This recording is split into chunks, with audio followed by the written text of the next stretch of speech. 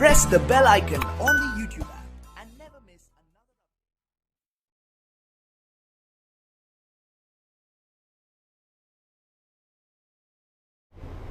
ठीक है जी sir, HRTC के जो ड्राइवर कंडक्टर हैं वो हड़ताल पर हैं सर, उनकी कुछ मांगे हैं, क्या CPIM उनका समर्थन करती है? देखिए, जो मसला HRTC के कर्मी उठा रहे हैं वो मसला असल में राज्य सरकार का मसला है। राज्य सरकार का मसला इसलिए है कि सरकार की जिम्मेवारी बनती है कि वो सार्वजनिक क्षेत्र की रक्षा करे, लेकिन आज बड़े दुख से मुझे कहना पड़ रहा है सरकार स्वयं अपने काम की रक्षा करने में सक्षम नहीं हो रही, और इसलिए जो आपका HRTC का कर्मी है जो उसने कदम उठाया है वो 100% करेक्ट है। और अभी भी अगर सरकार अपने डिसीजन को रिवर्स नहीं करती है तो आप समझ लें हम उस HRTC के कर्मी के साथ हैं, और इसलिए हम HRTC कर्मी के साथ हैं। वो आज प्रदेश की हित की बात कह रही है, वो सार्वजनिक क्षेत्र को बचाने की बात कर रही है। ये जो मसला है कि किस तरीके से हिमाचल प्रदेश आस्ते आस्ते जो उसका सार्वजनिक क्षेत्र तोड़ा जा रहा है उसको बचाने का कार्य HRTC का कर्मी कर रहा है। तो आरोप लगाए जा रहे हैं जिस तरीके से RM का तबादला हुआ है, और ये आरोप लगाए जा रहे हैं कि निजी बस ऑपरेटरों के जो है वो दबाव में आकर के जो है RM को बदला गया है, इसी को लेकर के धरना चला हुआ है। RM का जो तबादला किया, केवल एक RM का तबादला गया है, इसको कितना तर्कसंगत मानते हैं आप? देखिए, क्वेश्चन तबादले का नहीं है, ये क्वेश्चन है कि HRTC को आप बचा सकते हैं कि नहीं बचा सकते। अगर RM ने हस्तक्षेप किया है तो वो स्वयं के लिए नहीं हस्तक्षेप किया है, HRTC को बचाने के लिए हस्तक्षेप किया है। आधे से ज़्यादा रूट HRTC के बंद हो गए हैं। आपने नीति बनाई कि जो प्राइवेट होगा, प्राइवेट कितना होना चाहिए, एक समय 70 और 30 था, अब बराबरी पर आ गया। अगर आप सारा ही आप यातायात जो है, जो एक बहुत इम्पोर्टेंट है पब्लिक ट्रांसपोर्ट, अगर आप सारा निजी हाथ में देना चाहते हैं तो आप HRTC को ताला लगा दीजिए, छुट्टी कर दीजिए, सबको प्राइवेट हाथ में दे दीजिए। शिमला का पीने का पानी आपने प्राइवेट हाथ में दे दिया है, क्या हालात कर दिए हैं। पीने का पानी इसलिए नहीं उपलब्ध हो रहा है कि लोगों की प्यास बुझानी है, पीने का पानी इसलिए उपलब्ध हो रहा है कि प्राइवेट कंपनी कितना पैसा बनाएगी। ट्रांसपोर्ट इसलिए नहीं कि लोग दूर दराज इलाके के लिए जाए, प्राइवेट ये ट्रांसपोर्ट इसलिए कि निजी जो बस ऑपरेटर्स हैं, कंपनियां हैं, वो मुनाफा बनाएगी। आप जाइए पंजाब में क्या हालात हो गए हैं। जो बड़ी बड़ी बादल जैसी कंपनियां हैं वो ट्रांसपोर्ट चलाती है, और उनकी बसें हिमाचल प्रदेश में भी आना शुरू होगी, और पूरा का पूरा जो ये पब्लिक ट्रांसपोर्ट है पब्लिक नहीं रहेगा, ये प्राइवेट हाथ में चले जाएगा। सर, उपचुनाव से पहले सर जो है वो कई नियुक्तियां की गई है, बीते कल नियुक्तियां की गई है।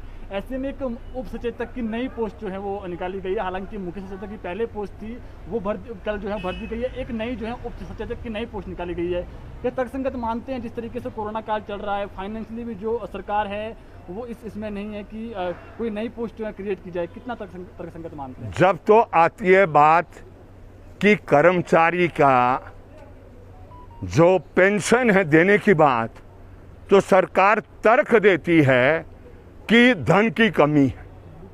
जब बात आती है स्कीम वर्कर को पक्का करने के लिए, चाहे आशा वर्कर है या आंगनवाड़ी है या मिड डे मील वर्कर है, तब बात आती है कि तिजोरी में पैसा नहीं है।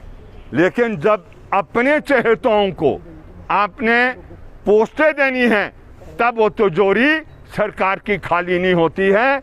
मैं समझता हूँ ये सारा, चाहे ये जो चेयरमैन का आप नियुक्ति कर रहे हैं, चाहे आप चीफ विप की ये नियुक्ति कर रहे हैं, ये सारा का सारा इस दृष्टि से है कि जो आज विरोध के स्वरूप शासक वर्ग की पार्टी में उठ गए हैं, आप इस तरीके से उसका हल करना चाहते हैं, ये अच्छा नहीं है।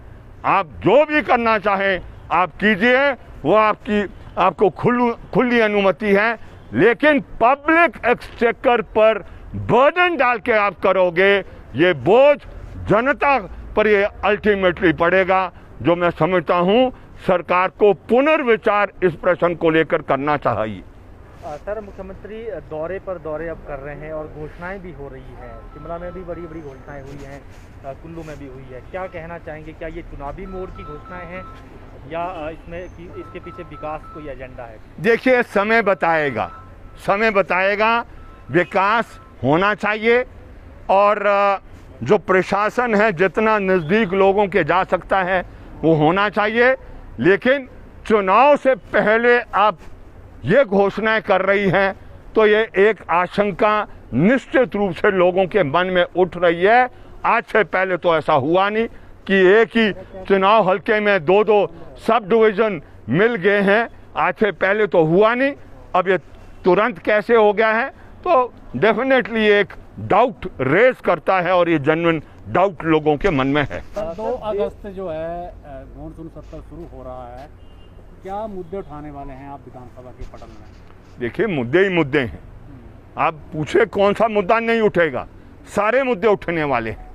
यहाँ तो हालात ये हो गए हैं कि कोरोना में जो मृत्यु हुई उसका मुख्य जिम्मेवार अपने आप हिमाचल प्रदेश की सरकार रही है। आप देखिए, बगैर ऑक्सीजन के कितने लोग मर गए, लेकिन सरकार उस पर चुप्पी साधी है। और यही नहीं, आज मैं ये कहना चाहता हूँ कि ये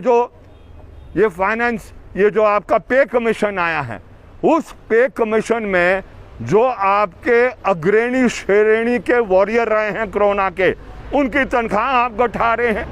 एनपीएस का मसला है, मसला आउटसोर्स के कर्मी का है, सेब की खेती का मसला है, सेब के दाम का प्रश्न है, और जो पीछे से पैसा सरकार ने दिया उसका प्रश्न है, महंगाई का प्रश्न है, बेरोजगारी का प्रश्न है। प्रश्न ही प्रश्न है। प्रश्न ये है कि सरकार क्या कर रही है, वो गरीब आदमी की मदद करने में सक्षम नहीं हो रही है। आज भी जो सरकारें हैं, जो बड़े बड़े लोग हैं, उनके पक्ष में ही कार्य कर रहे हैं, आम लोग के पक्ष में कोई कार्य नहीं हो रहे हैं। सर, देश में एक मुद्दा चल रहा है पेगासस को लेकर, जासूसी कांड जो हुआ है, और उसमें विपक्ष जो है वो सरकार पर हमलावर भी है, संसद भी नहीं चल रही है। ऐसे में आप इस मुद्दे को कैसे देख रहे हैं? भाजपा कह रही है कि ये एक साजिश है देश के खिलाफ। देखिए, आप समझ लिए, जब भी कोई भी सरकार राज करने में सक्षम नहीं होती है तो वो नए तौर तरीके इख्तियार करती है और बड़े शक की नज़र से देखती है। अभी मैं कुछ बयान दे रहा हूं तो इसमें भी शक की नज़र से देखा जाएगा ये बयान क्यों दिया जा रहा है। और इसलिए आज से नहीं, आदि काल ज़माने से ये जासूस और जासूसी करने का कार्य चलता रहा, जिससे कि आप निगरानी रखें।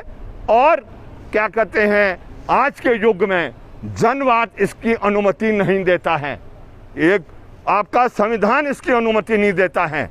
आप किसी को सर्विलेंस के अंडर नहीं रख सकते हैं, लेकिन ये तो जासूसी की जा रही है और ये हकीकत सच्चाई है। और इसलिए ये जो संसद में किया जा रहा है, मैं समझता हूँ ये सही है।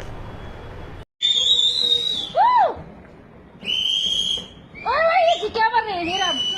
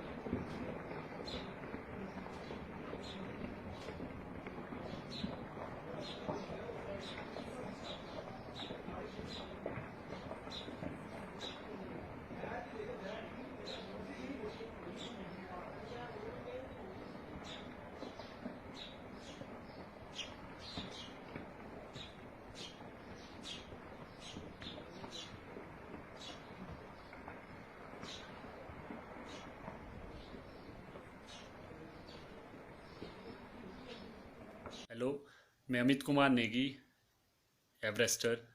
आप सभी से अनुरोध करता हूं कि इस बरसाती मौसम में आप ऐसे जगहों पे ट्रैवल ना करें जहां काफ़ी जो बोल्डर्स है, जो डीले बोल्डर्स है, वो नीचे टूट के आ जाते हैं। तो अभी मेरे खुद के अपने विलेजेस में अभी एक माउंटेन टूट के आया है और उस एरिया पे एक गाड़ी की काफ़ी गाड़ियाँ तहस-नहस हो चुकी है। मैं उम्मीद कर रहा हूँ कि उसमें जो लोग हैं वो सुरक्षित हो, और वहाँ के लोगों से भी अनुरोध करता हूँ कि प्लीज़ आप अपना ध्यान रखें और ऐसे बरसातों में ट्रैवलिंग कम करें। जय हिंद, जय भारत। ओए ये क्या कर रहे हैं हेरा?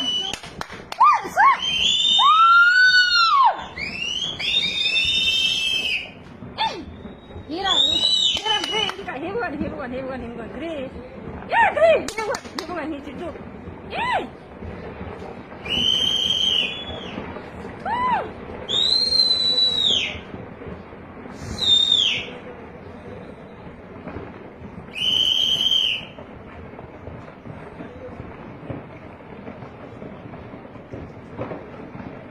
खूब पेड़ गिरा रहे हैं।